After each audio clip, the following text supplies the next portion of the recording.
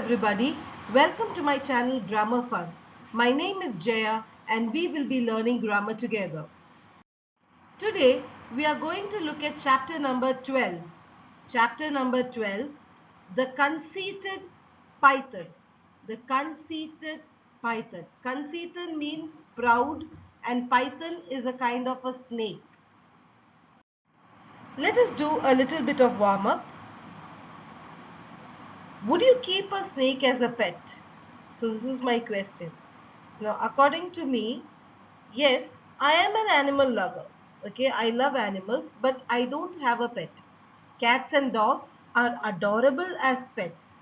Means they are lovely as pets because they normally comply with the owner's wishes. They will do what the owner wants the cat or the dog to do. And I don't think I would ever be willing to have a snake as a pet. I am very scared of snakes. So if it is you, would you keep a snake as a pet? Think about it. Now, let us understand a little bit about the author. Ruskin Bond. So, the author of this chapter is Ruskin Bond, who is born in 1934, is an Indian writer. He has written short stories, novels, novellas, and poetry. He is best known for his books for children, including The Adventures of Rusty Collected Stories, Crazy Times with Uncle Ken, The Parrot Who Wouldn't Talk and Other Stories, and Great Stories for Children.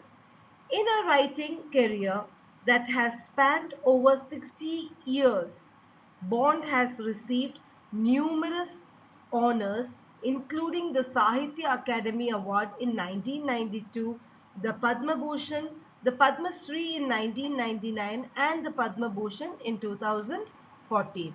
So, this is about the author. Now, let us read and understand the story of the conceited python. There was one pet which grandfather could not keep for long. Grandmother was tolerant of most birds and animals, but she drew the line of reptiles. She said they made her blood run cold. Even a handsome, sweet-tempered chameleon had to be given up. Grandfather should have known that there was little chance of his being allowed to keep the python. So this is a story about a grandfather who wants to buy a python and who wants to keep a python as a pet. So there is only one pet that grandfather cannot keep for too long. And grandmother, she was tolerating, she was adjusting with all the other birds and animals, but she always had a limit. She always drew a line. She always drew a limit at reptiles. Okay. She said that whenever she met reptiles, her blood would run cold. Means she's getting scared. She doesn't like it. Even a sweet-tempered chameleon, okay, had to be given away because grandmother did not like it. Now, from all this, grandfather should have understood that he did not have any chance. Little chance means any chance of keeping a python. Python is a snake. So, keeping a python as a pet. Let us continue. Grandfather could not resist buying unusual pets. Once he paid a snake charmer in the bazaar 100 rupees for a young 4 foot long python. Then, to the delight of a curious group of boys and girls, he slung the python over his shoulder and walked home. So he had the habit of buying this strange kinds of pets. So one time from a snake charmer, he bought a python which was 4 foot long. A young one means a baby python, and he gave 100 rupees for it. Now, to make the boys and the girls, a group of boys and girls who is very curious, to make them very happy, what he did, he put this python over his shoulder and he was walking home. The first to see them arrive was Toto the monkey, who was swinging from a branch of the jackfruit tree. One look at the python and he fled into the house, squealing with fright. The noise brought grandmother onto the veranda, where she nearly fainted at the sight of the python curled around grandfather's throat. So grandfather was coming home. So the first person to see the python or the snake was Toto, the monkey. The Toto was swinging from a branch of the jackfruit tree. So he looked at the python, and in such a hurry he just fled into the house. He just ran into the house. He was so scared.